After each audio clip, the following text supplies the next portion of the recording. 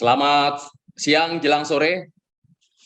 Sekali lagi saya ucapkan selamat siang jelang sore kepada Bapak dan Ibu sekalian. Semoga tetap semangat. Sekali lagi saya ucapkan selamat siang jelang sore. Selamat siang menjelang sore. Oke, baik. Saya senang sekali masih bersemangat kita untuk mendengarkan sekaligus merasakan kontemplasi bersama dalam seminar hasil pelindungan bahasa dan sastra. Oke, setelah sebelumnya kita melihat beberapa sequel, adegan-adegan peristiwa yang sudah terjadi dan segala harapan-harapannya, bahkan sebelumnya kita sudah menyimak bersama dalam tradisi lisan Nizom, kemudian bagaimana penderitaan sebuah tokoh. Selanjutnya adalah saya mengundang dengan senang hati kepada Bapak dan Ibu semua untuk kita dengarkan sesi dari Snow. Beliau akan menilai makna Melayu Kepulauan Riau. Kemudian ada Tun Buhun yang menggali bagaimana mutiara yang terpendam di dalam pantun Buhun untuk kita hati, untuk kita cermati. Kemudian konservasi sastra lisan Ubruk, tontonan sekaligus tontonan rakyat Pandeglang Banten yang akan diberikan oleh Ibu Nanda Gaida.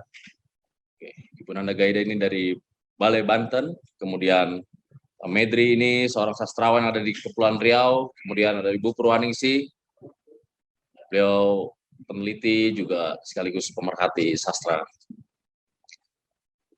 Baiklah, sebelumnya saya ucapkan selamat menyaksikan, selamat mendengarkan, selamat menyimak, selamat menyiapkan pertanyaan-pertanyaan sekaligus menafsir olah kegelisahan bersama bagaimana situasi sastra yang ada di negeri ini yang akan dipaparkan oleh ketiga pembentang hari ini.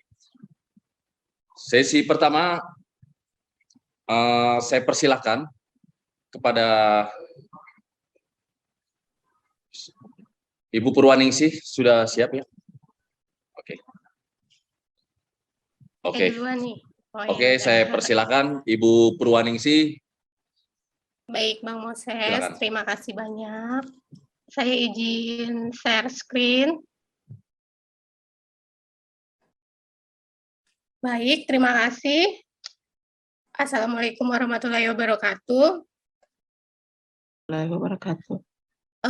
Pada kesempatan ini sebelum saya mendongeng atau memantun, saya ingin berterima kasih dulu terhadap Teteh Nanda. Adakah di sini? Ada pasti ya, yang telah banyak memberikan saya informasi berkaitan dengan penggalian data tentang pantun Buhun ini. Teteh, nuhun, terima kasih banyak. Mungkin tanpa Teh Nanda saya nggak bisa kemana-mana nih, karena kan bagaimana juga saya bukan bagian dari masyarakat, tidak begitu banyak mengenal tentang Banten, jadi informasi awal saya dapat dari Teteh Nanda. Nuhun Teteh. Baik Bapak Ibu, mohon maaf karena suara juga sedang mengalami gangguan sedikit. Jadi pantun Buhun yang ingin saya tampilkan ini sebenarnya sebagai ingin menjadi sebuah produk konservasi. Hanya saja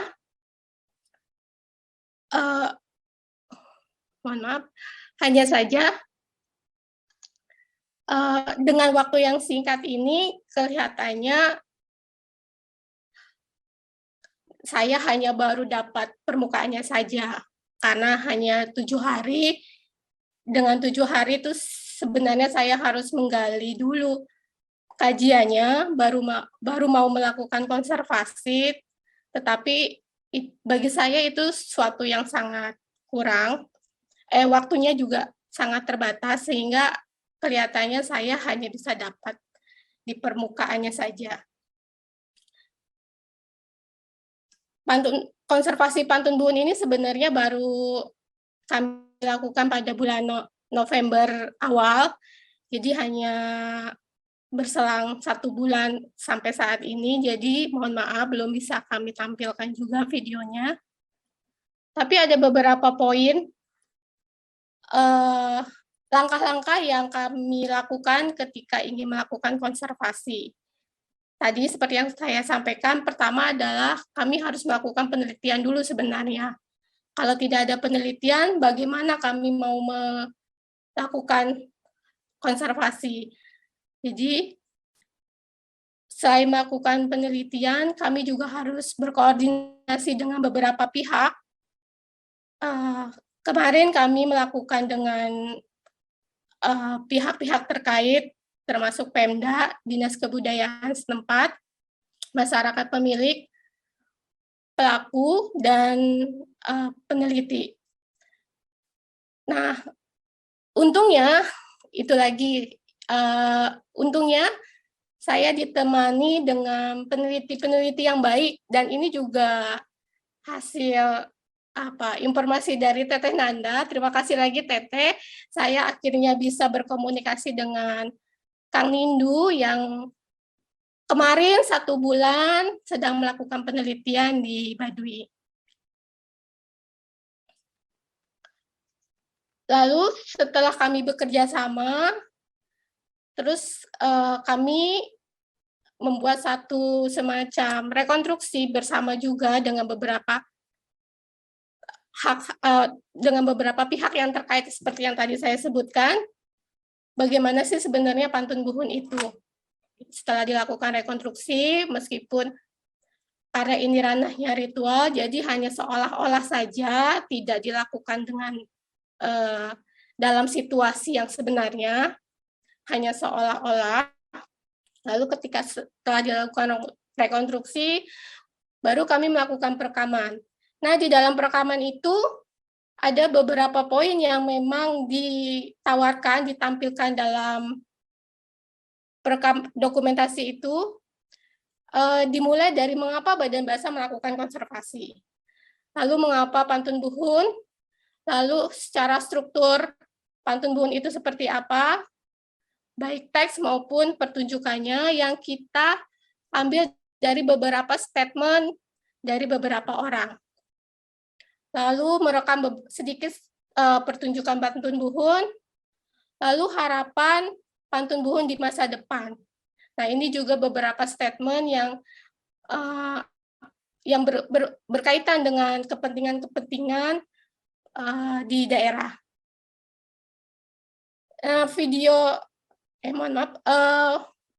Konservasi sastra lisan ini memang hanya sebuah film dokumenter yang tidak lebih dari sekitar 5-20 menit, jadi hanya memang potongan-potongan kecil saja.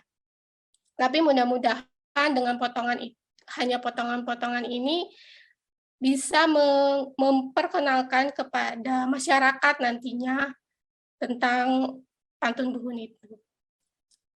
Baik, saya tidak akan lama-lama bercerita tentang konservasinya, karena ini hanya sebuah kegiatan ya. Justru yang lebih menarik menurut saya adalah ketika kita bisa menemukan kajian yang menelisik lebih jauh tentang pantun buhun itu. Baik, Bapak Ibu. Nah, ini ranahnya lagi-lagi nih Teteh Nanda, saya sebenarnya tidak terlalu pede ya kalau mau menjelaskan tentang Banten Kidul, karena ini bukan wilayah bukan saya tidak menjadi masyarakat pemiliknya, jadi saya kurang pede sebenarnya. Nanti mungkin kalau ada kesalahan atau ketelingsutan, Teteh Nanda mohon bisa membantu. Jadi objek lokasi yang kami ambil untuk melakukan konservasi itu wilayah Kesepuhan Banten Kidul, di mana Kesepuhan Banten Kidul itu merujuk pada masyarakat etnis Sunda yang mendiami wilayah sekitaran Gunung Halimun. Jadi di sekitaran Gunung Halimun itu ada beberapa wilayah yang masuk ke wilayah Jawa Barat dan masuk wilayah Kabupaten Provinsi Banten. Jadi secara administrasi mungkin mereka berpisah, tetapi secara kebudayaan mereka itu sama. Jadi kesepuhan Banten Kidul itu memang dilingkari oleh Gunung Halimun yang menjadi ikon dari kesepuhan itu. Jadi ada di Kabupaten Lebak dan sedikit di Kabupaten Bogor yang di Kabupaten Bogor ini ada satu kampung adat memang. Saya pikir dulu Bogor itu memang sudah kota, ternyata di pelosok-pelosok itu yang berbatasan dengan Banten itu memang masih ada yang memang masih sangat masih sangat lokal, dan di sana terus terang saja di sebuah kabupaten Bogor yang besar itu masih ada juga ya wilayah yang tidak ada sinyalnya.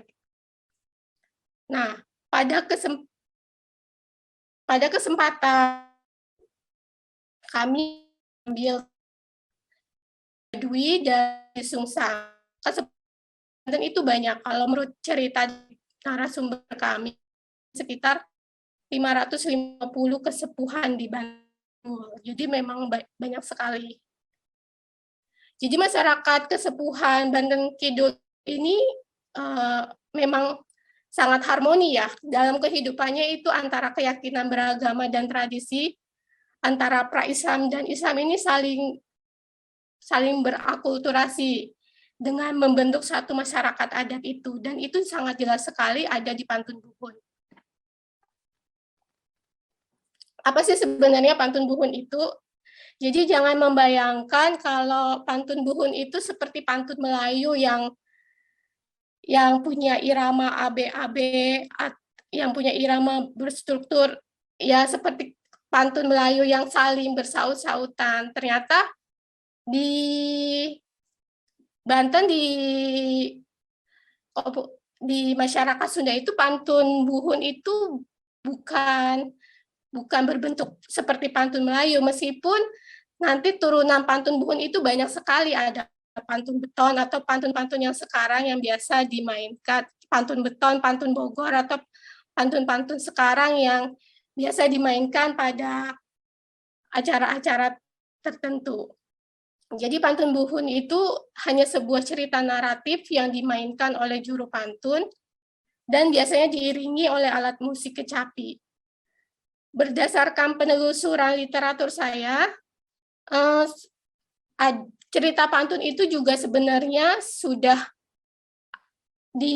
ada sejak abad 16. Jadi melalui catatan yang ada di naskah Sunda Kuno Samhyang Siksa Kandang Karesian, di dalamnya itu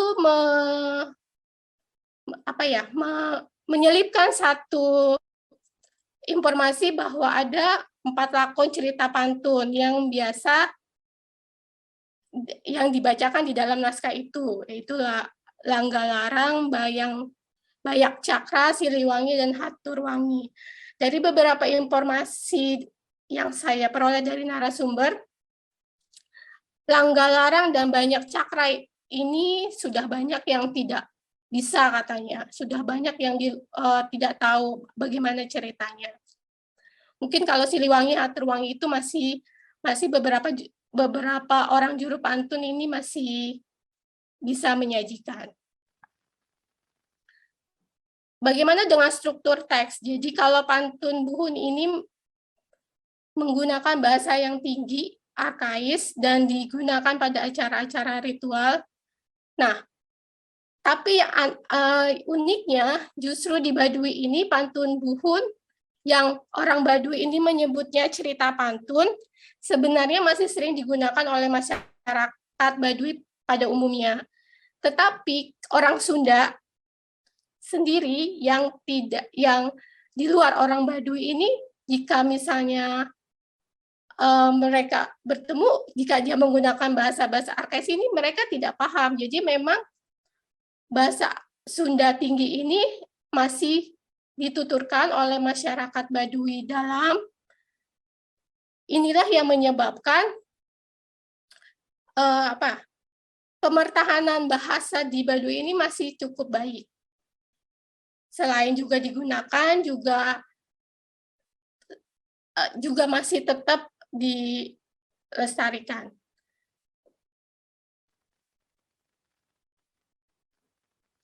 Bagaimana dengan struktur teksnya? Kalau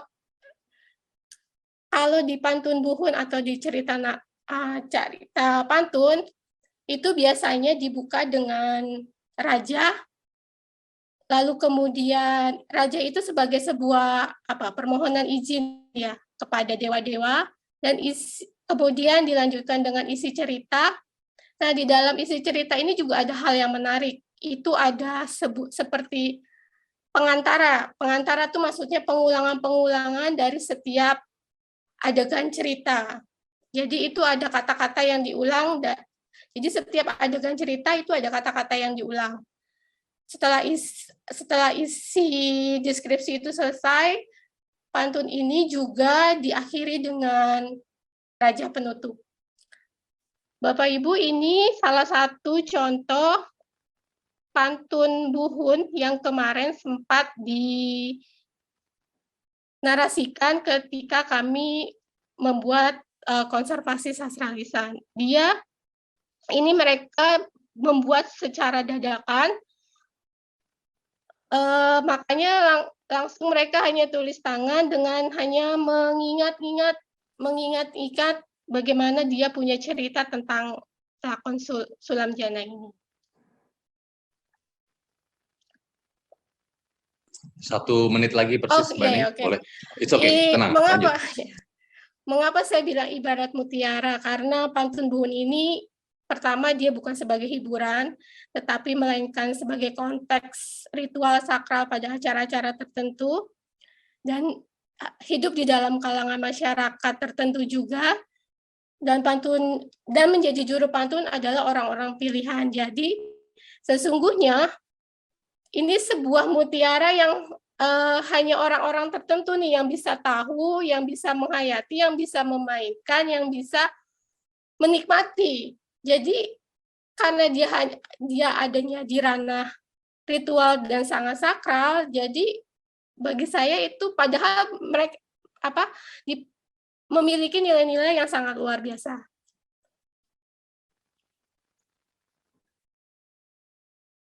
Nah,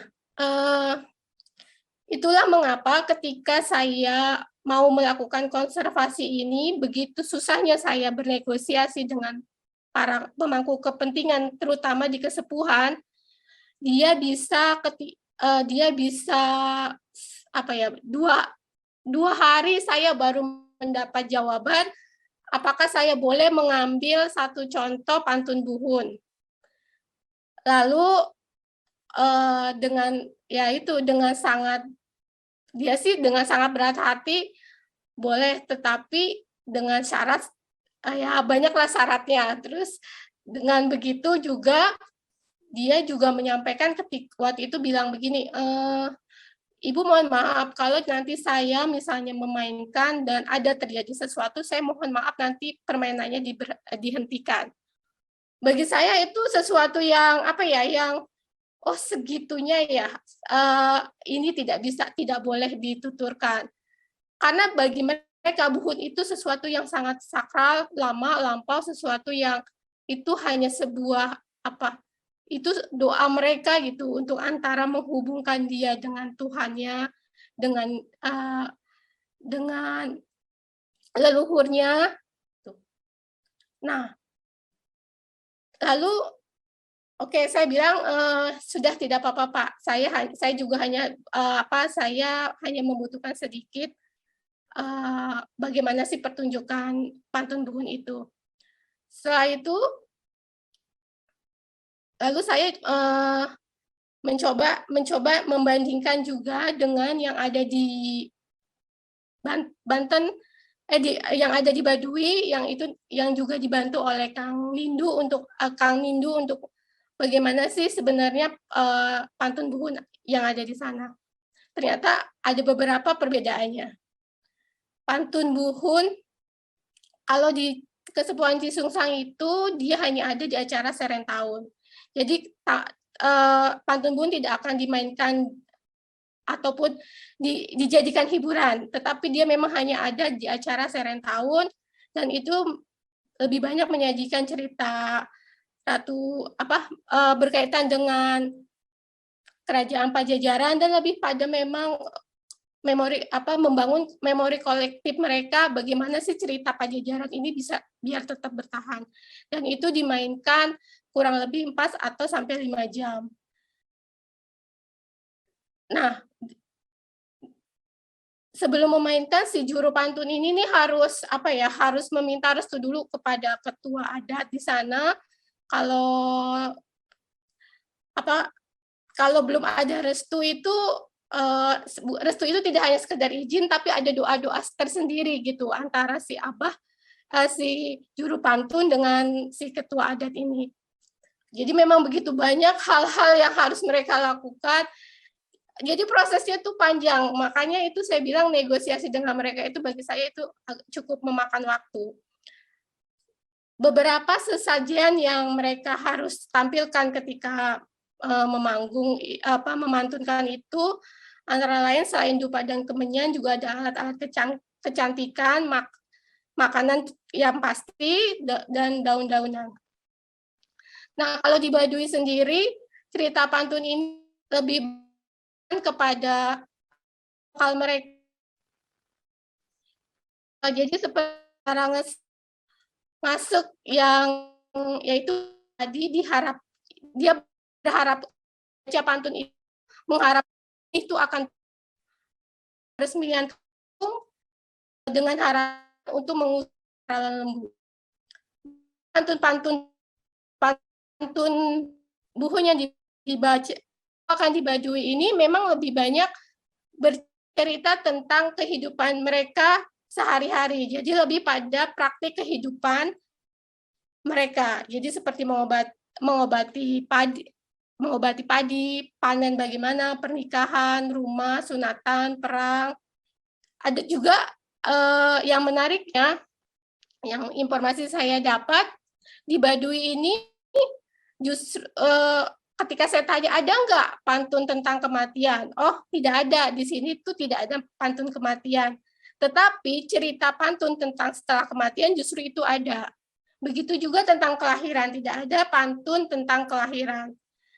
Tetapi ada pantun bagaimana seorang perempuan yang sulit melahirkan atau sulit punya anak. Jadi ini sebenarnya suatu pertanyaan yang menarik juga ketika mengapa dia tidak ada kematian, tapi dia ada cerita tentang kematian dan tentang melahirkan, tetapi ada cerita tentang bagaimana pantun tentang sulitnya melahirkan. Jadi itu yang kemarin saya sempat tanyakan, tapi itu membutuhkan suatu proses penelitian yang lebih dalam. Nah, yang lebih menariknya lagi ini yang Ki Pantun dan Raja. Dan Raja ini bagi saya itu dua hal yang menjadi media ya. Media dalam dunia pantun Buhun ini. Jadi kalau pantun Buhun, juru pantun itu yang akan memediatori antara dunia tengah, antara dunia atas dengan dunia bawah, dan juru pantun ini berada pada dunia tengah nih. Jadi dia yang akan menghubungkan dewa atau Tuhan Allah dengan dunia manusianya. Nah, dengan apa? Dengan ungkapan raja itu. Tadi makanya seperti yang saya sampaikan bahwa pantun itu harus dimulai dengan raja. Jadi raja ini akan menghasilkan makrokosmos di mana raja ini menghadirkan yang kudus menjadi yang kudus kepada manusia, menghadirkan sesuatu yang keramat menjadi tidak keramat di dalam dunia manusia, di dunia bawah ini.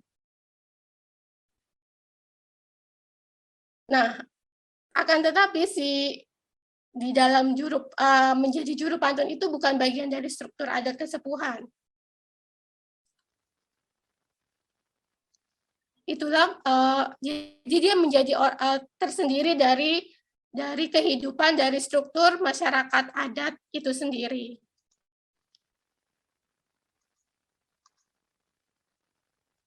Ini salah satu contoh rajah yang kemarin sempat dibacakan. Bulu kukus mendung kamanggung, nyambung ke awang-awang, kamanggung neda papayung, kadewata neda suka, kapoci neda suci. Kemarin saya sempat bertanya kepada beberapa orang Sunda, ternyata ini juga agak sulit katanya diartikan karena memang ini arkais Sunda Buhun katanya. Nah, akhirnya saya bertanya sama Teh Puji, apa sih Teh ini maknanya dari raja ini? Dia bilang begini, kurang lebih begini. Kemenyan ini mengapung ke atas, menyerbak ke awang-awang, ke atas hendak meminta izin kepada dewa, hendak meminta suka kepada Pohaci, Dewi Sri maksudnya, hendak meminta suci. Jadi memang itulah yang tadi saya sampaikan bahwa antara tradisi dan kelokalan mereka itu sangat kuat juga dengan kemodernitan sekarang. Jadi antara Islam dan pra-Islam itu masih sangat kuat. Jadi si juru pantun itu juga ketika dia membacakan dengan menyebut dewa-dewa pun dia juga dimulai dengan bacaan Bismillah, menyebut nama Allah, nama Nabi Muhammad, dan itu menjadi berbaur gitu. Jadi memang sangat cair, sangat lentur, tidak bagi mereka itu bukan sesuatu yang apa sih kalau sekarang bilang ya, istilahnya bid'ah gitu atau apa gitu. Bagi mereka itu sesuatu yang sangat cair. Nah, transmisi pantun Buhun yang saya temukan dari beberapa informasi itu ternyata juga antara di Kesepuhan dengan di Baduy ini sangat berbeda. Aduh, Bang Moses boleh minta izin dulu, minta tambahan waktu, tidak apa-apa kan, Bang? Ibu Purwaning sih. Baiklah, boleh. Ya. Boleh. Silakan, lanjutkan. Kalau di Kesepuhan itu, ketika saya tanyakan, juru pantunnya itu bernama Aba Jampana, dia mengatakan bahwa ketika saya tanyakan, Bapak bagaimana ini Bapak mengajarkan kepada anak atau generasi yang lain, Bapak Jampana dia mengatakan pantun ini tidak bisa diajarkan, ini sebuah wangsit, maka orang-orang yang bisa menjadi juru pantun ya itu orang-orang pilihan, tidak bisa sembarangan diajarkan. Nah, lalu ketika saya tanya narasumber yang di Baduy, malah justru sebaliknya, di Baduy itu sendiri transmisinya itu sangat kuat. Jadi memang ada guru dan dipelajari bertahun-tahun, meskipun itu tidak secara instan, mereka harus mengikuti bisa setahun, 2 tahun, lebih malah, pokoknya bisa bertahun-tahun. Tetapi itu tidak menjadi, menurut saya itu menjadi jadi lebih moderat ya, karena dia masih mau mengajarkan gitu, lebih demokrasi. Meskipun mereka dengan pihak luar itu sangat tertutup, tetapi justru di dalam sendiri mereka tuh sangat demokrasi dan sangat saling menjaga gitu. Dan itu saya jadi berpikir, nah mungkin saja karena mereka berpikir bahwa menjadi juru pantun itu sebuah wangsit, orang-orang pilihan, itulah mengapa jadi generasi muda di sana juga malah jadi tidak mau belajar, tidak mau mengenal, ya karena memang hanya ada di lingkungan orang-orang tertentu. Lalu saya tanyakan mungkin kepada beberapa narasumber kemarin itu, mungkin nggak sih Pak, kalau ini kita ini kan sifatnya sakral. Kalau kita jadikan profan misalnya kita jadikan ini menjadi tontonan masyarakat umum, ini bisa tidak? Oh, tidak bisa, ini tidak mungkin. ini tidak mungkin, dia bilang begitu. Memang ini ada sifatnya sakral. Nah, jadi di balik, padahal sesungguhnya di balik kesakralan itu sebenarnya banyak nilai-nilai yang terkandung. Sayang sekali gitu ketika akhirnya ini menjadi sakral dan generasi kita juga tidak tahu. Jangankan generasi, ketika kemarin saya tanya ke kepala desa di Cisungsang aja, mereka juga mereka aja kelabakan gitu ketika saya tanya apa sih pantun buhun itu, dia terus akhirnya memang tidak tahu gitu, maksudnya tidak banyak tahu. Ya memang ya hidup hanya di kalangan tertentu. Jadi simpulan yang saya peroleh, jadi sebenarnya pantun buhun itu kosmologi Sunda, kosmologi masyarakat Sunda pada umumnya yang menampilkan proses kebatinan. Jadi memang sebuah kebatinan yang pencarian dunia atas, tengah, dan bawah. Jadi dia tuh menghubungkan antara dunia tengah, dunia atas dan tengah melalui juru pantun yang ada di dunia tengah itu. Sebenarnya dia juga sebagai ya tadi bukan hiburan tapi sebuah ajaran, doa atau metodologi yang memperkenalkan tentang legenda leluhur mereka. Jadi cara komunikasi mereka dengan sang pencipta. Mungkin itu aja Bang Moses. Terima kasih. Mohon maaf jadi panjang. Oh, tidak apa-apa Ibu Purwaningsih.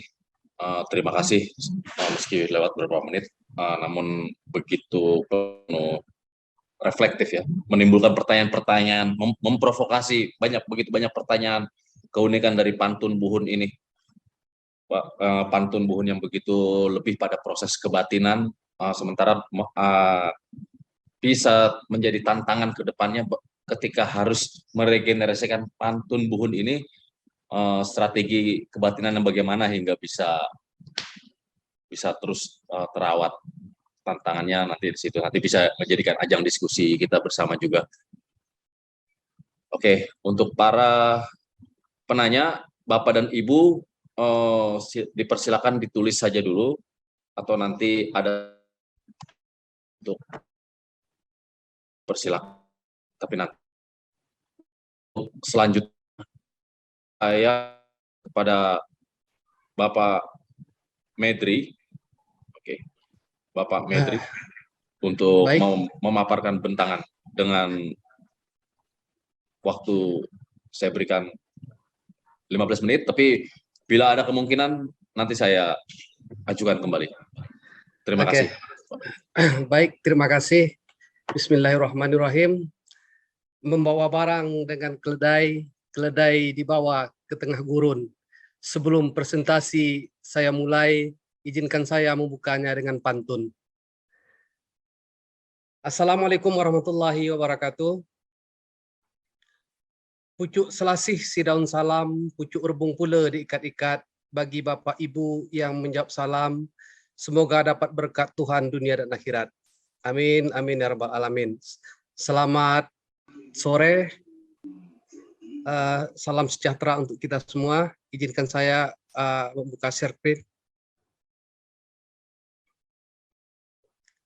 Oke, baik. Ya, silakan. Terima kasih. Membicarakan ini dalam rentang waktu 15 menit sungguh sangat singkat saya pikir, karena acara ini konservasi sastra lisan tari jenjang ini sebenarnya diadakan selama 3 hari 3 malam. Jadi kalau diringkas 3 hari 3 malam itu saya pikir sangat sedikit. Dan mungkin setelah ini kita bisa berbual-bual, berbicara lebih jauh. Baik, untuk pertama, konservasi sastra lisan, mudah-mudahan tampilan gambar PPT ini juga akan berbicara secara simbol.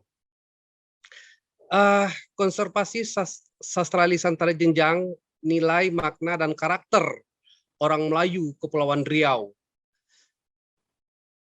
di mana konservasi ini diadakan selama hampir 1 bulan dengan 20 kali penampilan anak-anak, yaitu anak-anak SMP yang ada di Desa Mentuda, Kabupaten Lingga, Provinsi Kepulauan Riau, di mana Desa Mentuda ini secara geografis merupakan satu-satunya desa yang tidak memiliki akses jalan darat di Daik yang terhubung langsung dengan ibu kota kabupaten.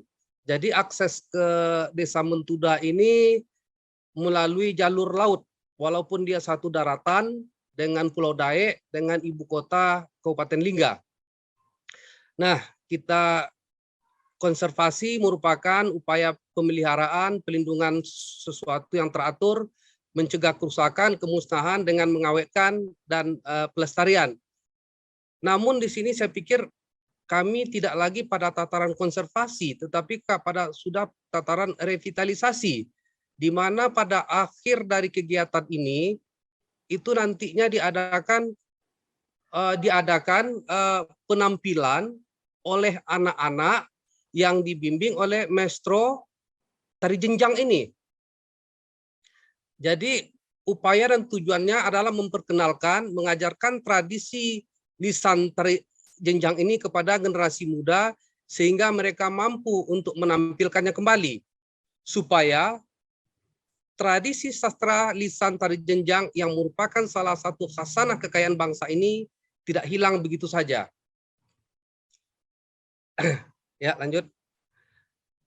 Tari jenjang merupakan salah satu tradisi lisan yang masuk ke dalam kategori tradisi bela kampung, di mana di sana ada kategori-kategori tradisi itu. Apabila tradisi itu tujuannya untuk mencegah mara bahaya, untuk merusak kampung mereka, maka dinamakan, dikategorikan sebagai tradisi bela kampung. Yaitu tradisi yang diyakini pendukungnya dapat melindungi kampungnya dari segala mara bahaya yang datang. Itu tadi tari jenjang merupakan tradisi yang dilakukan oleh masyarakat Desa Mentuda yang saya katakan tadi, berada di Kabupaten Lingga, Provinsi Kepulauan Riau secara turun-temurun setiap menyambut bulan Muharram tahun Hijriah. Jadi diadakan pada bulan Muharram.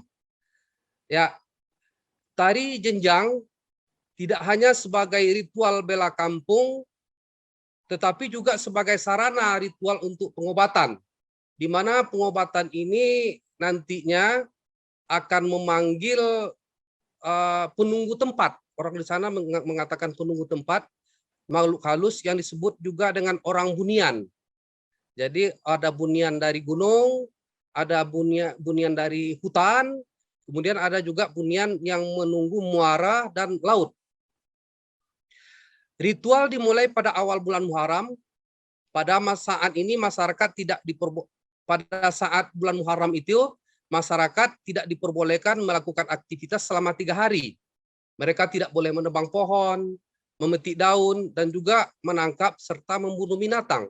Tentunya ini secara makna filosofis, orang Melayu Mentuda, Kabupaten Lingga ini sangat menjaga kelestarian alam dalam konteks ini.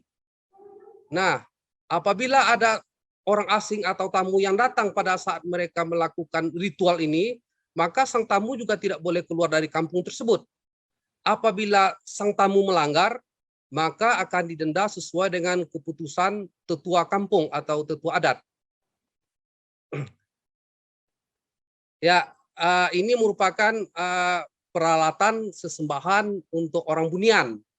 Ada telur ayam kampung 2 butir, ada rokok yang ditaruh di sudut-sudut, kemudian ada ketupat yang bergambar ayam, ada sirih, ada pinang, dan lain sebagainya. Ini sesembahan ini nanti dipergunakan untuk memanggil penunggu-penunggu tempat itu. Ya, lanjut. Nah, setelah masa berkurung selama 3 hari selesai, maksudnya yang tadi tidak boleh menangkap ikan, tidak boleh melakukan aktivitas, maka setelah itu masyarakat akan mengadakan kenduri kampung atau berarak, orang sana berarak ke Batu Gajah. Batu Gajah ini terletak di puncak Gunung Daik. Konon kabarnya Batu Gajah ini tidak besar, kira-kira 2 meter persegi, namun sebanyak apapun orang yang duduk, orang kampung yang duduk melakukan kenduri di atas Batu Gajah ini, maka Batu Gajah ini tidak akan penuh. Jadi masih ada tempat lowong untuk kita duduk. Kemudian setelah itu, setelah mereka melakukan kenduri ke Batu Gajah ini, mereka turun dari gunung, kemudian menghanyutkan hasil pertanian dengan perahu yang disebut dengan lancang, yang terbuat dari pelepah daun rumbia ke laut. Hal ini merupakan dengan tujuan untuk persembahan kepada penunggu laut, agar hasil laut mereka di tahun mendatang akan menjadi lebih baik. Ya, lanjut. Nah, kondisi terkini, tradisi jenjang ini telah lama ditinggalkan oleh masyarakat pendukungnya. Ini menurut M. Yunus, salah satu maestro yang ada di sana. Maestronya saya katakan tinggal 2 orang lagi.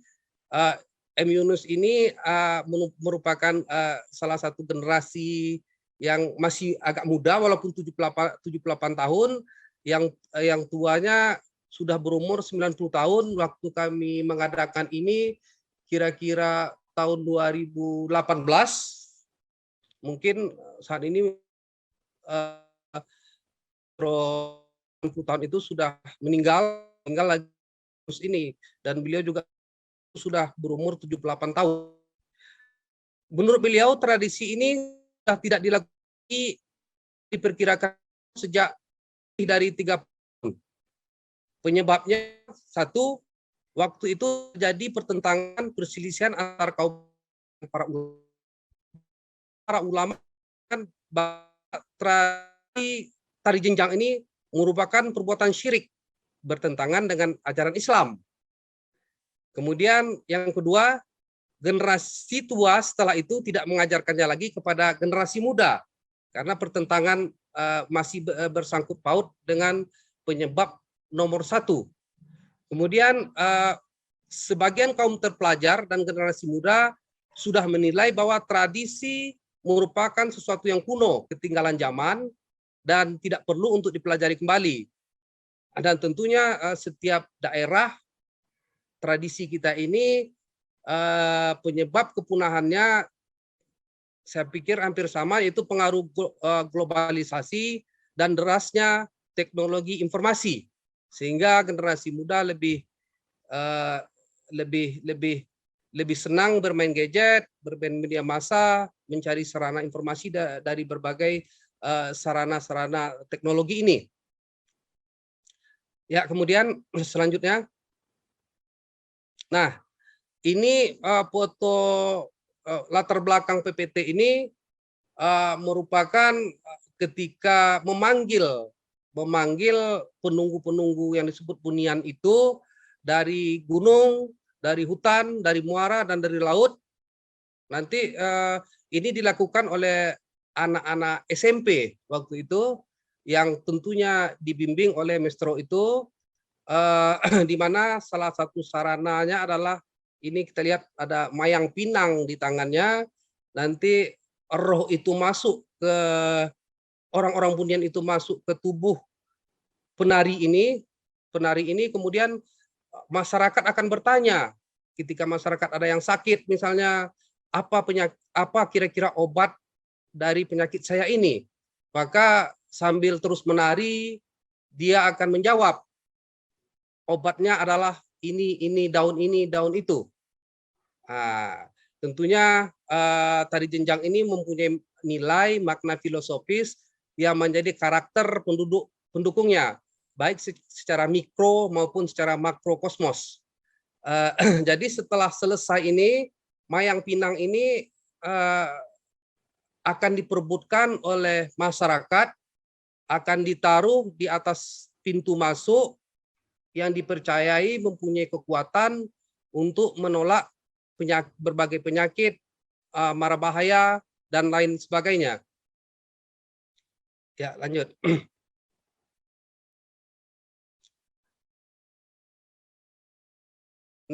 Nah, tari jenjang ini tidak hanya berupa tradisi lisan, tetapi juga mencakup ranah sastra lisan. Karena di dalam itu terkandung ada mantra, syair, dan pantun. Nah, di dalam mantra-mantra ini, dalam tradisi jenjang ini,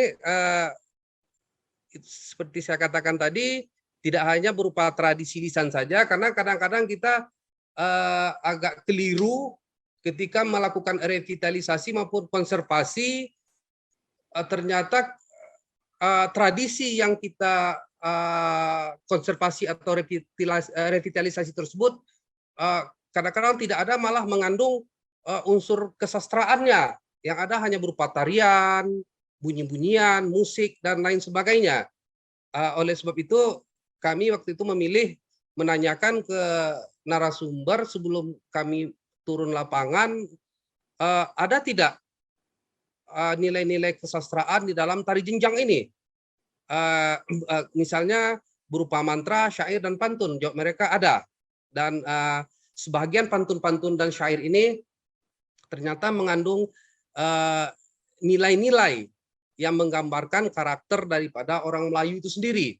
Karena seperti kita ketahui, sastra merupakan cerminan budaya, kebiasaan, dan juga tradisi karakter masyarakat pendukungnya. Tidak bisa kita lepaskan dari hal-hal tersebut. Contohnya nilai ketuhanan. Ini dalam syair, buah nenas belah janganlah dibelah, kalau dibelah dibelah dengan ratib. Jangan lupa pada yang kuasa tempat meminta yang wajib. Kemudian ada, saya berharap tadi ada teman-teman dari Jambi di sini, karena ini merupakan sebuah bentangan lagi, saya pikir sebuah bentangan penelitian baru lagi, di mana ternyata kerajaan Daik Lingga ini yang merupakan pusat tamadun, merupakan salah satu pusat tamadun Melayu Nusantara, di mana pusat kerajaan Melayu Riau ini berada di berkedudukan di Daik. Dari Malaka turun ke Johor, dari Johor turun ke Sungai Carang, Ulu Riau yang berada di Pulau Bintan, dari Pulau Bintan kemudian turun ke Daik Lingga. Seperti itu.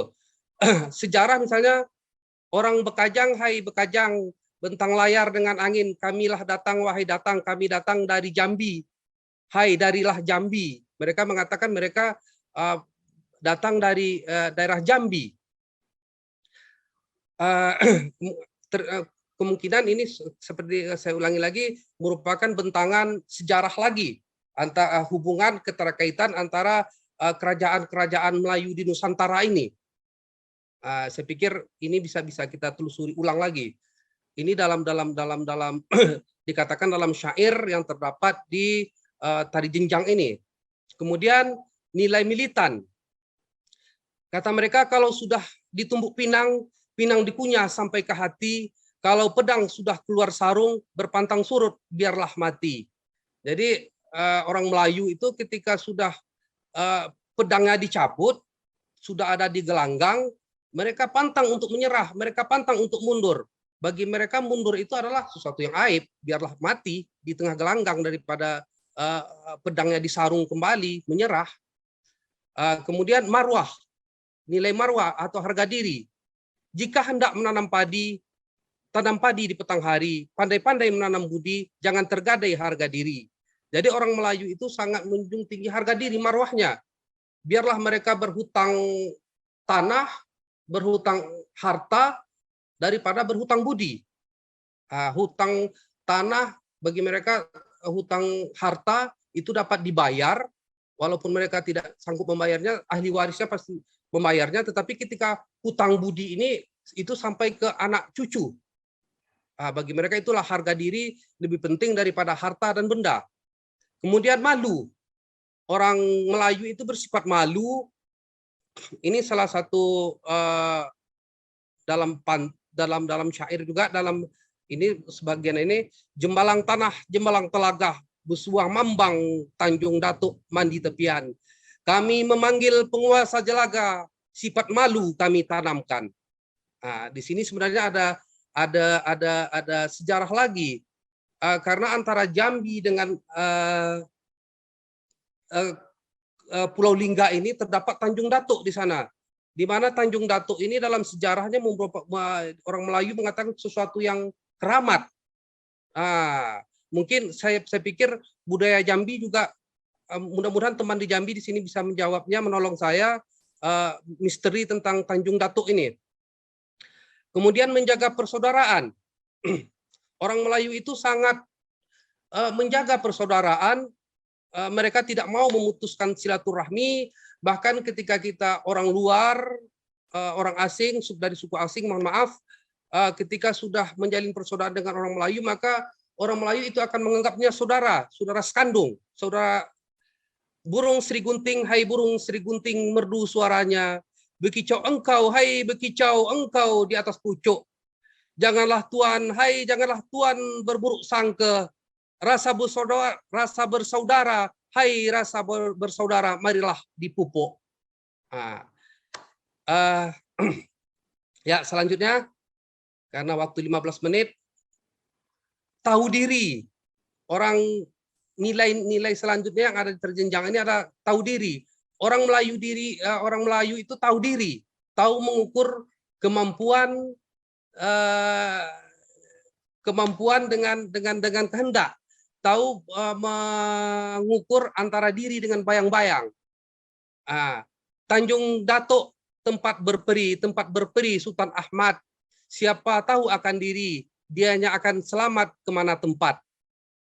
Jadi ketika kita tahu sendiri, menempatkan diri, mematut-matutkan diri, maka buat orang Melayu akan selamat kemanapun dia merantau, dia selamat. Tidak sombong. Bagi orang Melayu seperti di air ini, sampan Batangari bekayu, hai Nas Tuan akan enggan dengan kami malam berembun siang berpanas. Jadi orang Melayu itu selalu merendah-rendahkan diri. Yalah tak apalah katanya. Siapalah yang hendak dengan kami, lalat pun tak hinggap. Siapalah yang hendak dengan kami, malam berembun siang berpanas. Kami ini orang susah. Begitulah karakternya. Padahal dia sebenarnya orang mampu, orang yang berharta misalnya, maka dia juga akan mengatakan hal seperti ini. Kemudian menjaga alam. Menjaga alam selain daripada konteks tradisi tadi juga dituangkan dalam bentuk pantun. Lancang kuning belayar malam menyusun rencana. Janganlah tuan merusak alam membawa bencana. Jadi sudah dari dulu orang Melayu ini mengetahui, menanamkan kepada generasi muda, jangan merusak alam. Ketika engkau merusak alam nanti akan ada bencana, akan ada banjir, akan ada longsor dan lain sebagainya. Kemudian 10, orang Melayu memuliakan tamu, sangat memuliakan tamu. Bahkan ada pepatah mengatakan jika tidak ada gula di rumahnya, maka ayam mengeram pun akan dijualnya. Begitulah, ayam yang sedang ngeram akan dijualnya untuk membeli gula tadi, biar dapat dipersembahkan kepada tamu. Begitulah orang Melayu untuk memuliakan tamu. Seperti juga di dalam konsep pantun ini, tak dapat dikatakan rasa hati kami, kata orang Melayu. Hati senang Tuhan datang, tak tertampung dengan telapak tangan, dulang juah kami tadahkan. Begitulah gembiranya ketika mereka menerima tamu, kedatangan tamu ke rumahnya. Kemudian menjunjung patuh pada adat resam. Jika Tuhan hendak ke hujung paya pakai perahu. Siram adat bermandikan budaya, menjunjung resap tradisi Melayu. Kemudian mungkin ada salah satu sifat Melayu yang dalam tari jenjang ini yang tidak, saya pikir bagus, tapi mungkin juga ada makna negatifnya. Hamuk. Jadi kalau orang Melayu itu marah, dia akan hamuk. Hamuk adalah suatu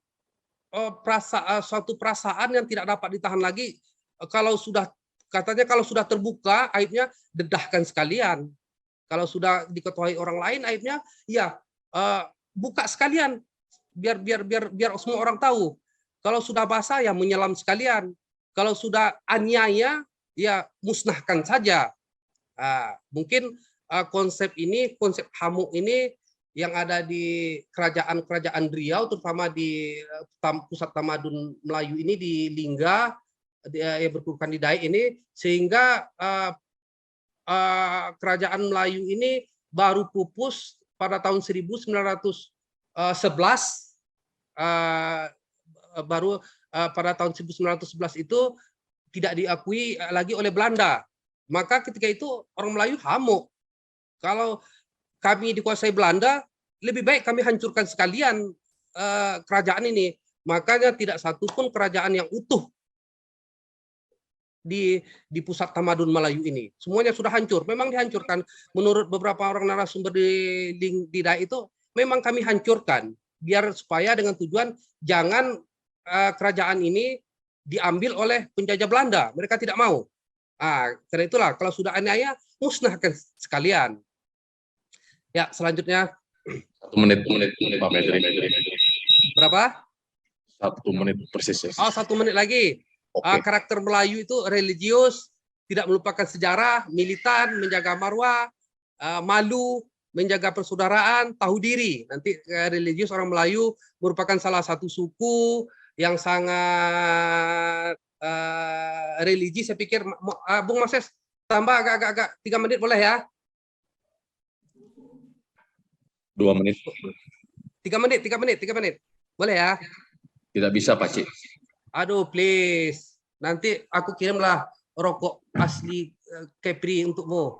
Terus sambil berjalan terus. Maka religius orang Melayu merupakan salah satu suku yang sangat kental dengan sikap religiusnya, sehingga memunculkan ideologis. Ada 3 ideologis orang Melayu. Siapapun sukunya, apapun ininya, pertama, orang Melayu itu beragama Islam. Yang kedua, berbahasa Melayu. Yang ketiga, menjunjung adat resam Melayu. Maka dikatakanlah dia orang Melayu. Kemudian, tabiat orang Melayu ini tidak melupakan sejarah. Mereka selalu mengenang-enang masa lalu mereka, sejarah mereka. Militan. Orang Melayu pantang menyerah kalau apa yang diperjuangkannya itu sudah diyakininya benar. Kematian adalah sesuatu yang berharga daripada menyerah. Marwah, harga diri tadi, kemudian selanjutnya dapat kalau boleh nanti ini saya kirimkan PTT ini. Ya, lanjut Bung Moses dengan gambar-gambar. Selanjutnya Bung Moses, karakter Melayu, tidak sombong dan lain sebagainya, nanti bisa dilihat sendiri. Inilah anak-anak sekolah yang kita bina sehingga mereka menampilkan tari jenjang ini. Ya, selanjutnya ini bagian proses dari tari jenjang itu. Ya, selanjutnya ini alat kesenian, alat musik yang diadakan untuk mengiringi prosesi tari jenjang itu. Ada gong dan ada gendang. Ya, selanjutnya. Habis. Demikian yang dapat saya sampaikan, lebih dan kurang mohon maaf. Wassalamualaikum warahmatullahi wabarakatuh. Waalaikumsalam. Terima kasih Pak Medri. Memang sudah hamuk itu hamuk sekalian, kalau sudah turun sekalian. Tadi saya mau bilang 2 jam lagi selesai, tapi harus 2 menit. Terima kasih Pak Medri. Perkabaran dari ranah Melayu sudah dikabarkan, bahkan sampai dari Lingga. Daiklingga itu memang tanah Bunda Melayu ya, dan lain-lain pokoknya. Oke, tadi nilai dan karakter. Sekarang selanjutnya kita menuju kembali ke Banten oleh Ibu Nanda Gaida. Saya persilakan Ibu Nanda untuk membentangkan konservasi sastra lisan Ubruk ya. Oh, menarik. Terima kasih Bang Moses. Terima kasih. Silakan. Assalamualaikum warahmatullahi wabarakatuh. Saya izin untuk menyampaikan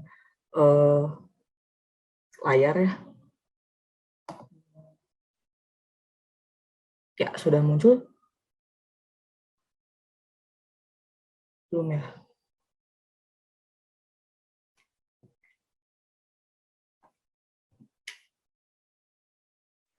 Sudah muncul layarnya? Jadi ini konservasi Ubruk. Ubruk adalah sebuah seni pertunjukan. Maksudnya jika kita lihat dari gradasi sastra lisan Edi Setiawati, bahwa ada beberapa macam sastra lisan menurut bentuknya. Ada pembacaan sastra murni, kemudian Ubruk itu masuk di golongan keempat karena melalui aktualisasi adegan-adegan, ada pemeran-pemeran yang melakukan dialog dan menari. Dan ini di Kabupaten Pandeglang itu konservasi yang dilakukan ada Kemacah Syekh dan juga Calung Renteng yang merupakan jenis yang pembacaan sastra murni, dan juga ada yang diiringi musik yaitu Calung Renteng. Untuk yang ngagondang itu dilakukan bersama Ibu Wanti dan Bu Juju dari Badan Bahasa saat revitalisasi di Lebak. Kemudian untuk Ubruk ini mungkin tujuan lebih ke menyediakan sumber daya untuk pendukung proses pewarisan terutama ke generasi muda, dan juga ini bisa menjadi bahan penelitian akademis, aliyawahana, atau proses transformasi informasi lainnya. Dan ini juga upaya pengarsipan sastra lisan sebagai Ubruk itu sudah ditetapkan sebagai warisan budaya tak benda tahun 2014 di Provinsi Banten. Kemudian lingkup dokumentasinya, karena ini untuk mendukung proses pewarisan, maka ada sejarah dan perkembangannya, kemudian ada juga bentuk dan strukturnya, dan yang paling penting adalah muatan sastranya. Kemudian tahapannya survei dan koordinasi pada bulan Juni, kemudian ada pengambilan data di lapangan selama di bulan Agustus, dan kemudian bahan-bahan tersebut dijadikan bahan ajar yang nanti akan diterapkan oleh guru-guru seni budaya melalui mata pelajaran seni budaya di sekolah-sekolah. Kemudian luarannya ada buku referensi Ubruk, kemudian ada video dokumentasi pertunjukan Ubruk, dan rekomendasi kebijakan. Ini narasumbernya adalah Abah Rancung.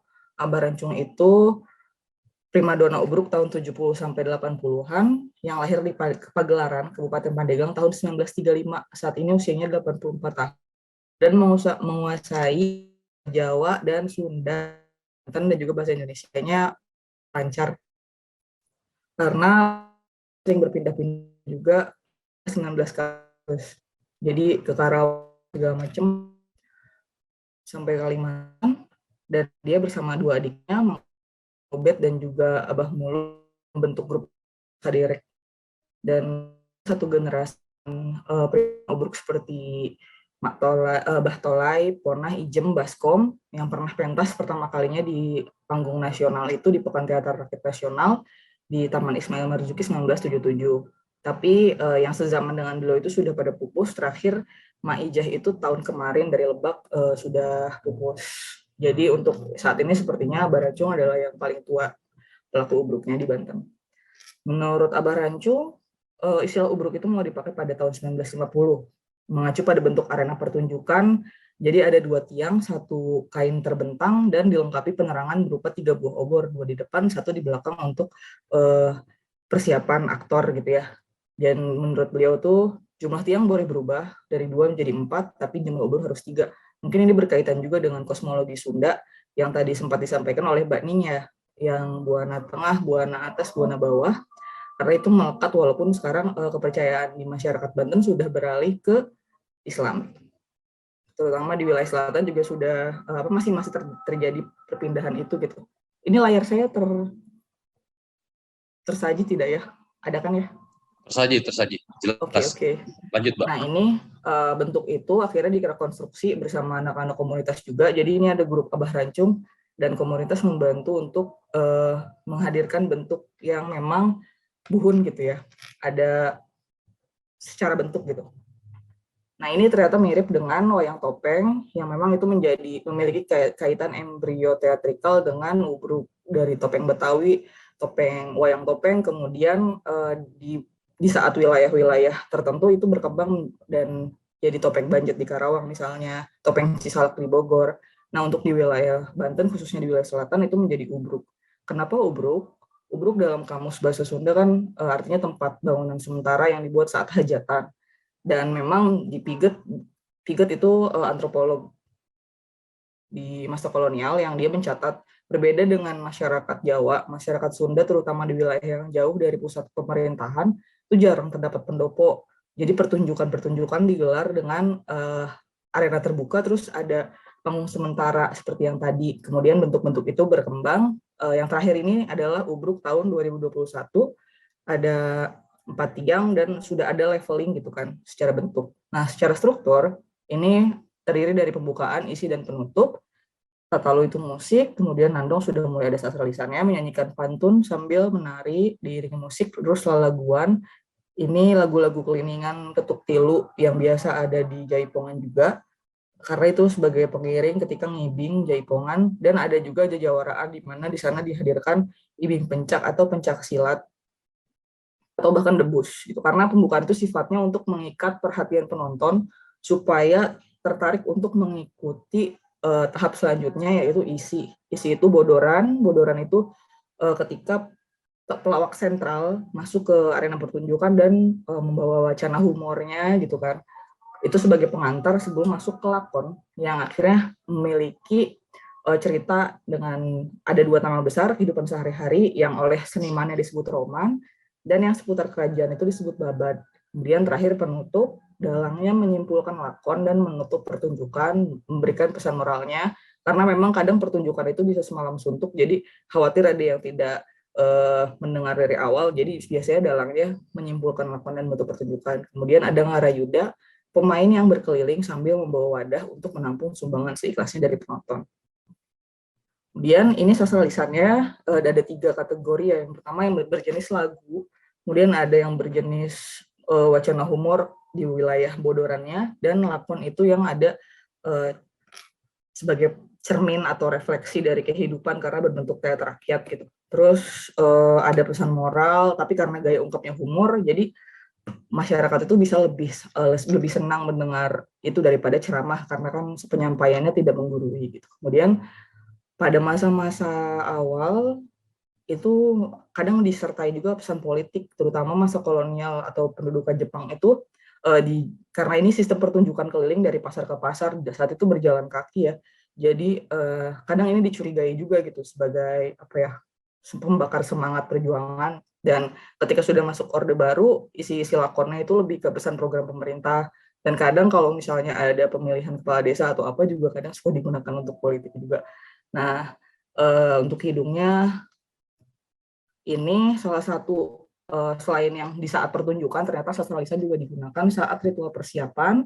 Salah satunya ini adalah ritual asihan, itu ada mantra-mantra untuk meningkatkan daya tarik, terutama Sri Panggung yang berperan sebagai penari, yaitu ronggeng, panglagi, atau tandak. Itu panglagi biasanya istilah di Jawa Utara, maksudnya di Jawa Serang. Kalau tandak, kalau ronggeng itu biasanya di Sunda juga digunakan. Nah, saya mungkin kurang dekat ya, jadi kurang berhasil mendapatkan jampe-jampe asihan dan jampe pelet juga. Dan termasuk ritual nyarang yang memang itu biasanya digunakan untuk menahan atau memindahkan hujan itu juga tidak bisa didapatkan, tapi ruat panggung yang itu biasa dipakai selepas pentas itu kemarin sempat diberikan oleh Abah Rajong. Jadi ini ruat ini biasanya dibacakan atau dinyanyikan ketika membersihkan kembali gitu, mengembalikan keadaan ke semula, karena pas awal pertunjukan biasanya dinyanyikan kidung pemanggil atau meminta izin kepada karuhun-karuhun untuk yang ikut menonton gitu, karena mereka meyakini bahwa karuhun-karuhun itu ikut menonton pertunjukan mereka dan perlu diberikan ritual awal juga gitu kan. Terus kemarin karena terjadi sebuah setelah pentas karena terburu-buru mereka tidak sempat membacakan kidung pangruat ini, akhirnya ruh lutung yang sempat dipanggil oleh mereka untuk mengisi tokoh lutungnya ternyata tertinggal, dan ketika tempat pentas itu dipakai pentas orang lain itu akhirnya kesurupan. Makanya kemarin Abah ngasih ini, tapi setelah memberikan pun dia memberi keterangan kalau Kidung Pangruat itu hanya bisa dibacakan oleh orang yang berusia di atas 50 tahun. Kemudian ada Nandong, ini sudah masuk pertunjukannya. Nandong itu lagu pembuka yang populer pada tahun 1930 sampai 1950-an sebelum masuk ketuk tilu atau keliningan masuk ke Ubruk. Ini lirik lagunya, kalau misalnya di topeng Betawi, pantun Melayu yang biasanya dinyanyikan. Tapi kalau di Ubruk, bahasanya Sunda. Dan ini merangkum pertunjukan Ubruk yang ada menyajikan bentuk visual penari, misalnya wajahnya monto, kemudian instrumen musiknya, kenongnya batok, kendangnya batok. Dan ini berkaitan dengan kondisi saat tahun 1930-1950-an, di wilayah selatan itu, terutama yang jauh dari pusat pemerintahan, ternyata kelompok Ubruk susah mendapatkan gamelan gitu kan. Jadi mereka menggunakan alat-alat dari batok kelapa itu. Nah, ini Kidung Bubuka sebenarnya sama dengan musik-musik Jaipongan gitu. Kidung Tepang Sono ini memiliki makna ungkapan rasa syukur atas pertemuan dengan penonton. Kemudian Banodari ini lagu yang biasa dinyanyikan untuk meminta saweran, biasanya memanggil-manggil penonton, terutama misalnya tokoh-tokoh masyarakat, itu biasanya lagu Banondari pasti dibawakan. Masuk ada Wangsit Siliwangi, ketika lakonnya berkaitan dengan cerita babat, biasanya yang dibawakan adalah lagu-lagu yang semacam ini. Termasuk tadi kan Mbak Ning juga menyebut ada cerita pantun Sulanjana, itu berkaitan dengan Tutung Kasarung. Kemarin lagu pembukanya adalah Kidung Sulanjana. Nah, ini kembali ke wacana humor. Wacana humor menjadi ciri khas dalam teater rakyat di Nusantara, karena dengan gaya ungkap ini, cerita bisa lebih mudah diterima oleh masyarakat. Sifatnya satir dan tidak hanya muncul di awal babak saja, tapi juga mengalir selama pertunjukan Ubruk. Dan ini tuh disampaikan secara spontan dengan teknik improvisasi, didukung dengan sempalan oleh para pemain musik yang disebut alok. Sempalan-sempalan dari tukang kendang atau pemain rebab itu biasanya merespon terhadap guyonan-guyonannya. Ada beberapa teknik wacana humor, misalnya plesetan ini mungkin sering kita temukan pada yang berbentuk modern seperti opera Van Java juga sering digunakan gitu ya. Kalau pantun itu lebih ke sisindiran atau wawangsalan ya, jadi berbahasa Sunda dinyanyikan, kemudian dialog-dialog itu seperti kasap itu kan artinya kasar gitu kan. Itu sangat dekat katanya dengan kasep dalam bahasa Sunda, artinya kasep itu tampan. Saleh itu salah maksudnya. Jadi sengaja melakukan permutasi bunyi untuk memberikan gaya humor. Kemudian penciptaan singkatan juga, di sini ada sarungnya merek apa? Jurti, kalau belum hancur belum diganti. Ini ada Mang Kobet yang biasanya mengeksplorasi permainan sarung, karena memang konon sarungnya beliau itu tidak pernah dicuci sejak dia bermain Ubruk. Terus kekasan nama juga menjadi gaya humor tersendiri, karena nama Kobet ketika dicampur dengan sebutan Kak, misalnya Kak Kobet atau Dik Kobet, memberikan gaya humor dan jadi komedi karena katanya sarung. Kode juga dilakukan bahasa Indonesia yang agak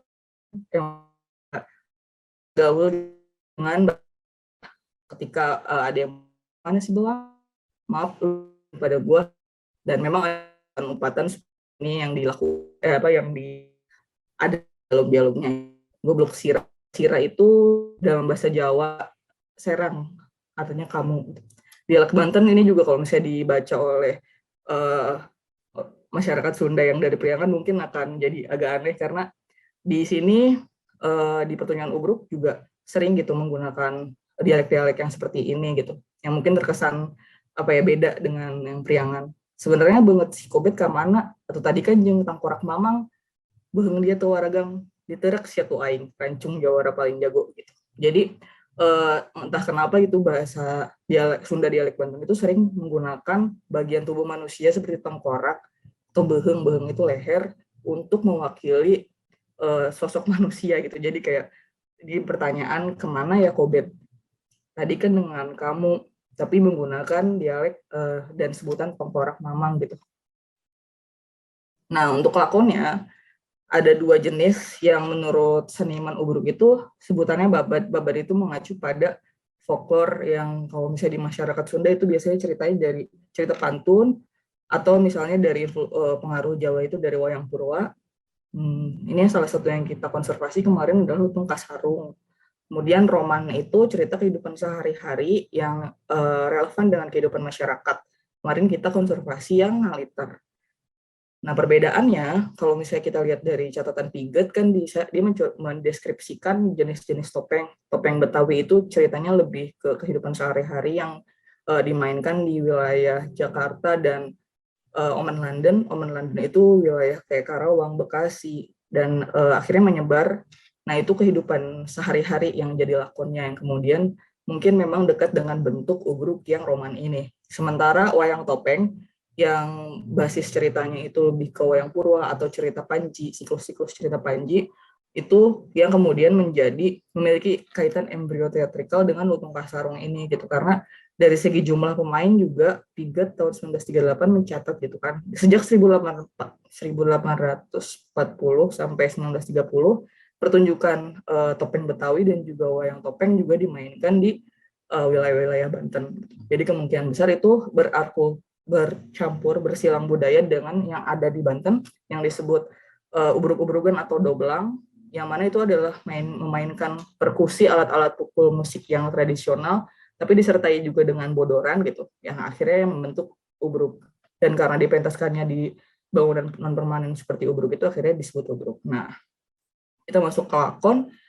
Lutung Kasarung ini dipentaskan 25-30 orang. Kalau Ngalitar itu lebih simpel, jadi pemainnya hanya 5-10 orang. Ini Lutung Kasarung beberapa dialognya menceritakan tentang guru Minda yang dihukum oleh Panji Narada karena dia masuk ke keputren dan menepuk pipi ibunya, padahal ibunya sedang tidur di keputren. Tapi kata ibunya itu tidak boleh masuk ke keputren untuk laki-laki. Akhirnya dia dikutuk dan menjadi lutung ke alas Wandawasa gitu. Nah, di sana dia bertemu dengan Purbasari. Purbasari itu adalah anak bungsunya sebuah kerajaan yang mana kakaknya yang paling tua itu adalah Purbararang. Nah, karena di kerajaan ibunya itu ingin bertapa dan ingin menyerahkan kerajaan, akhirnya kerajaan itu diserahkan kepada Purbasari dan Purbararang. Nah, di situ juga ada beberapa nilai-nilai gitu, seperti dalam dialog walaupun gayanya humor, seperti Mang Kobet itu muncul sebagai tokoh yang membela Purbasari gitu. Purbasari bertanya kenapa diturunkannya ke anak bungsu tidak ke anak yang paling tua gitu. Ternyata kata Mang Kobet, nilai anak itu tidak dilihat dari tua atau mudanya, dari umurnya. Jadi makanya karena Purbasari itu punya nilai lebih, akhirnya kerajaan diturunkan kepada Purbasari. Dan di sini juga ada dialog guru Minda, guru itu harus ngaguruan, dan kenapa mencontohkannya malah yang tidak benar gitu. Akhirnya dia dikutuk jadi lutung. Kemudian di akhir cerita dalangnya muncul akhirnya setelah konflik guru Minda yang berubah jadi lutung akhirnya bertemu dengan Purbasari di hutan Bodoso. Kemudian ternyata mereka saling suka gitu. Kemudian akhirnya guru Minda karena cinta itu bisa mengalahkan kutukan, akhirnya guru Minda kembali ke wujud manusia. Nah, Purbararang yang selalu iri akhirnya menantang gitu ke Purbasari. Ayo kita adu gengsi, adu bagus-bagus pepelakan. Maksudnya mereka menanam sesuatu dan melihat hasilnya gitu, baik siapa yang paling bagus. Dan ternyata Purbararang itu memelak dangder itu singkong, sementara Purbasari menanam padi. Nah, sejak saat itu kita bisa merasakan kalau misalnya makan singkong, perut itu rasanya panas, seperti sikapnya Purbararang, tapi kalau misalnya kita memakan padi, perut kita bakal dingin seperti sikapnya Purbasari. Jadi itu ada pesan moral yang disampaikan dalam di saat akhir pertunjukan. Kemudian ini dari konservasi yang dilakukan, ada 10 naskah yang kita dapatkan dari Abah Rajung, karena Abah Rancung memberikan 10 lakon, diantaranya 5 babat, 5 roman, dan yang berhasil kita konservasi adalah yang Lutung Kasarung dan Ngaliter. Untuk yang lain karena memang terbatas juga, jadi kita hanya sanggup untuk 2 cerita itu. Ini dialog-dialognya juga menggunakan bahasa yang untuk khusus yang kekerajaan itu ada undak usuknya juga gitu. Jadi tidak selalu dia aing atau bahasa Sunda dialek Banten yang egaliter, tapi terdapat juga yang berbentuk seperti ini gitu. Kemudian ini penokohan Ubruk itu ada yang cenderung menampilkan batas hitam putih yang jelas, dapat diklasifikasikan berdasarkan sifatnya baik buruk, dan biasanya selalu di Ubruk Abah Rancung itu ada jawara, karena ini Abah Rancung dikenal sebagai sosok jawara, dan ini ada goloknya bisa bergerak sendiri, dan itu jadi teknik melucunya gitu. Dan ketika diangkat ternyata buntung goloknya, jadi itu jadi teknik melucunya. Kemudian penjilat itu maksudnya apa ya, semacam itu deh, apa, penasihat kerajaan yang selalu jahat, dan penggawa juga.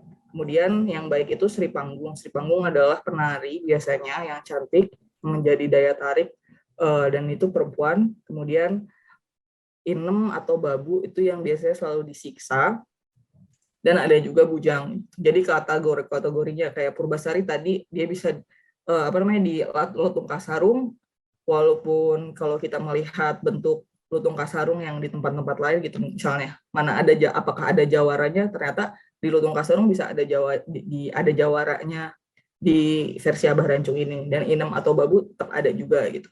Kemudian Sri Panggung juga ada gitu, kayak gitu. Terus ini Abah Rancung memerankan jawara. Kemudian mungkin kekhasan Ubruk juga dibandingkan dengan topeng yang lain adalah jawaraannya, karena memang saat masa-masa awal, karena kan memang ada kajian-kajian Ubruk yang pernah dilakukan, dan pada bentuk Ubruk itu selalu ada pencak silat dan debus. Jadi untuk menonjolkan karakter jawara itu bisa melalui teknik debus, jadi ada saling berdialog gitu. Ayo tunjukkan kemampuan bela diri debus atau pencak silatnya gitu. Dan ternyata Abah Rancung juga punya istri yang bernama Kapinis yang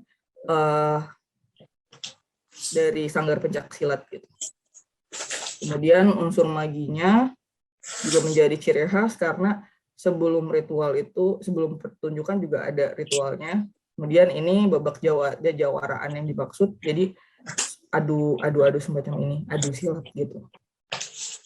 Itu karena ini konservasi dilakukan dengan penyusunan bahan ajar, jadi nanti ke depannya ingin bekerja sama dengan MGMP Seni Budaya untuk menerapkan atau mengacu pada referensi yang kita buat dari hasil konservasi ini gitu. Dan untuk basis komunitas itu bisa dilakukan dengan target komunitas pegiat teater, karena masih semangat untuk membuat pertunjukan sejenis bahkan kolaboratif dengan seniman Ubruk yang masih ada juga sangat tinggi di sini. Dan berbasis masyarakat itu mungkin lebih ke mendukung seniman Ubruk yang ada di sini, karena Ubruk itu pernah didata tahun 2010 oleh Dinas Pendidikan, ada 110 grup Ubruk yang pernah terdata, tapi saat dikonfirmasi saat ini mungkin hanya sekitar 5 per kota kabupaten, jadi mungkin ada sekitar 20 kan, dan itu merosot drastis karena memang sejak tahun 2000, sejak ada Pongdut, masyarakat itu lebih senang menggelar dangdut, dan bahkan bentuk Ubruk yang sekarang dipentaskan hanya jadi lakon-lakon hidup jarang menurut bisa membuat penonton bosan gitu. Hanya ada beberapa grup Ubruk saja yang masih mementaskan lakon dalam Ubruknya gitu, termasuk Abah Rancung itu gitu, yang masih mengingat bagaimana cerita-ceritanya saat itu gitu. Dan kemarin sempat juga jadi hasil konservasi, maksudnya kan ada beberapa narasumber yang sastra lisan yang kita temukan, kita ajukan untuk maestro di Anugerah Kebudayaan Indonesia yang ada diberikan oleh Direktorat Kesenian atau Direktorat PTLK ya, Anugerah Kebudayaan Indonesia itu kita ajukan tiga-tiganya calung, kemudian Abah Racung, tapi yang lolos itu yang calung renteng yang Abah Kalimi. Dan itu mendapatkan penghargaan. Jadi sempat ngobrol juga dengan Direktur PTLK, Kak, karena yang boleh mengajukan maestro itu ternyata hanya BPNB, BPCB, dan Pemda, tapi instansi kantor bahasa dan juga badan bahasa belum dapat disposisinya gitu. Jadi kemarin sih kayaknya saat ngobrol mungkin bisa gitu kita juga sebagai pengaju untuk maestro ini, karena kan masih berkaitan gitu dengan sastra lisan masih menjadi bagian dari kemajuan kebudayaannya. Mungkin segitu saja. Kalau lakonnya, ini ada segini sih lakonnya, ada banyak, cuman karena waktu 15 menit kalau dijelaskan satu-satu, jadi hanya lutung kasarung yang saya jelaskan. Terima kasih, mungkin segitu saja. Baik, terima kasih Ibu Nanda penjelasan untuk soalan Ubruk ini yang begitu ketat dan sangat dramatik.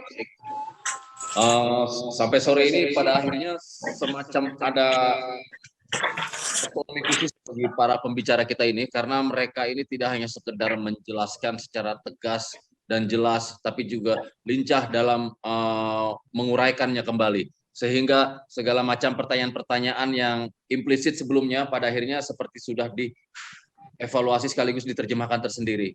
Kemudian untuk para penanya yang sudah ada di ruang chat juga sudah berjalan dan sudah dijawab dengan pertanyaan-pertanyaan yang begitu menggugah dan jawaban-jawaban yang sudah dijawab oleh para pembicara. Baiklah, satu saja mungkin saya beri kesempatan jika memang perlu ada yang perlu ditanyakan secara lisan langsung dengan pertanyaan yang langsung saja ya. Oke, baik. Silakan Ibu Mimi, Ibu Suryami. Ya, terima kasih Mas Moses. Menarik sekali ya presentasi dari Ibu Purwaningsih, Ibu Nada, dan Mas siapa ya? Dari Kepri. Halo Adinda. Ya, mungkin Bu Medri. Aduh, ingat kopi ternak jadinya. Ya. Hadir. Iya, yang pertama mungkin untuk yang disampaikan oleh Ibu Purwaningsih itu sepertinya nanti kalau ada Mas Eri di sini kekerabatan lagi Mas, karena di Putra Sarangge di Cirangkong itu sebelum dia menamakan pupuh, dia menamakan tembang buhun. Nah, jadi itu sangat sangat berkerabat ya, karena masih sama Jawa Barat. Dan kemudian ini yang menggelitik saya Adinda Medri, Mas Medri lah di sini ya. Sangat menarik itu tentang tari jenjang.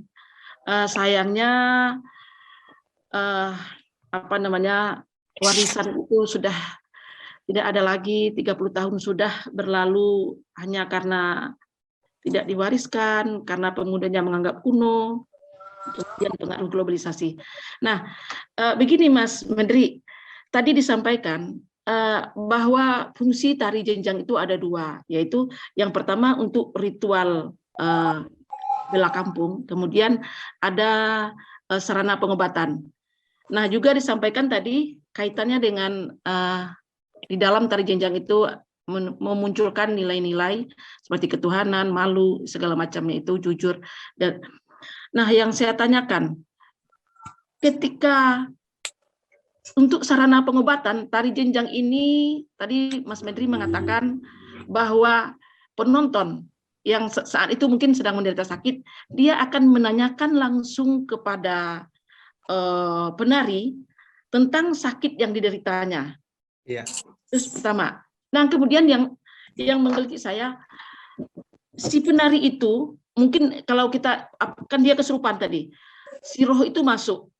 Apakah itu yang menjadi tuturan atau yang diangkat di dalam sastranya itu ya, sastranya itu, tuturannya itu, apakah jawaban dari si penari itu atau termasuk juga pertanyaan dari orang yang sakit? Tuh, Itu satu. Itu tuturannya ya, yang akan kita misalnya kalau kita pembahasan tentang jari kan harus ada tuturan. Kalau kalau tariannya itu sudah pertunjukan. Jadi di dalam tari jenjang itu mungkin kalau diikuti dengan musik ada 3 sekaligus bidang seni tutur, seni tari, dan Tidak, langsung aja mungkin langsung bisa ditanyakan ke. Ya, jadi yang kedua, ketika ritual bela kampung itu memanggil orang bunian dan kemudian tuturan yang disampaikan ketika memanggil orang bunian itu bentuk apa tuturannya? Tadi Mas Menteri menyampaikan ada pantun atau mantra. Memanggilnya itu. Ada kalimat-kalimat selain pantun itu, atau selain mantra, atau selain dari syair-syair. Terima kasih Mas Menteri, hanya itu saja. Baik, terima kasih. Oke Pak Medri, mungkin langsung dijawab saja ya. Oke, Oke. terima kasih Kakandaku sayang, Kakanda Mimi. Baik, dari pertanyaan ini memang benar ketika yang masuk bagian sastranya itu adalah mantra, syair, dan pantun, sedangkan tari itu termasuk seni pertunjukan. Nah, dalam pengambilan itu tari jenjang ini sebelum pemanggilan orang bunian itu melalui mantra, ada pawangnya. Saya lupa tadi, ada syair-syair yang dilantunkan, kemudian ada pantun-pantun yang didendangkan, yang mempunyai hubung kait dengan mantra-mantra tersebut. Karena mantra-mantra itu memang tidak diucapkan secara lantang, tetapi bergumam oleh sang pawangnya itu. Tetapi sebagian mantranya ini boleh dicatat, tetapi hanya hanya sebagian saja. Ada bagian-bagian penting yang tidak boleh yang tidak diungkapkan oleh sang pawang ini. Nah, ketika sang penari ini sudah dinyanyikan dengan syair-syair itu, sudah dipantuni, kemudian dimantrai, masuklah orang bunian itu ke rohnya, itu tidak masuk bagian daripada kesastraan tanya jawab itu. Karena yang bertanya itu akan menanyakan, orang itu tahu karakter daripada orang yang masuk ini, penunggunya ini dari Tanjung Datuk katanya. Yang Tanjung Datuk itu biasanya akan menggaruk-garuk badan. Dia punya penyakit gatal. Kemudian yang dari gunung akan ketika dia sang penari itu berkokok seperti ayam, berarti yang dari gunung. Orang itu sudah mengetahuinya, masyarakat itu. Nah, masyarakat itu nanti ketika dia penyakitnya ada bengkak segala macam, akan menanyakan, sakit saya bengkak ini apa obatnya apa? Maka orang penari itu akan bersyair. Penari itu akan bersyair bahwa Tanjung Datuk adalah pucuk nenas katanya, obatnya dan lain-lain sebagainya itu. Dan itu juga kita masukkan ke dalam konservasi sastra lisan ini. Tetapi kalau hanya pertanyaan seperti itu, apa penyakit saya, itu tidak kita masukkan ke konservasi ini, kecuali yang berupa syair, pantun, dan mantra itu, Kakanda. Baik, itu sebagai konteks saja barangkali ya. Karena teksnya itu adalah syair, pantun, dan mantra tadi. Oke, terima kasih Mas Menteri yang sudah menjelaskan. Baik, terima kasih. Dan tampaknya penanya juga sudah saling tanya menjawab di ruang chat, saling tanya menjawab yang begitu bersahaja dan bertenaga, dan sudah dijawab. Bertenaga apa, Ses? Acara ini yang disediakan oleh Ibu Guru Ibu Nanda menyuguhkan situasi Puhun dan bagaimana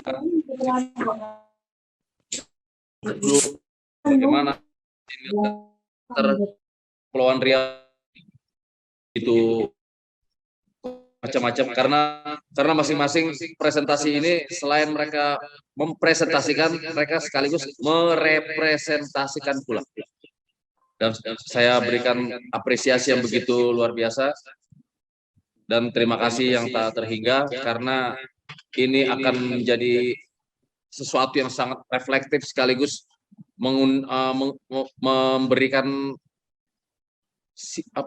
semacam sinyal baru yang pada akhirnya mendenyutkan sebuah rekomendasi yang nanti akan dibacakan pada saat penutupan. Satu catatan, penutupan pukul 16 sore ini, sebenarnya sudah 2 menit lagi. 20 apa pukul 16? 16, pukul 16 Ibu Surya. Saya persilakan juga setelah acara ini selesai untuk bersama-sama menuju ruang utama. Baiklah, acara dalam seminar hasil pelindungan bahasa dan sastra ini saya tutup.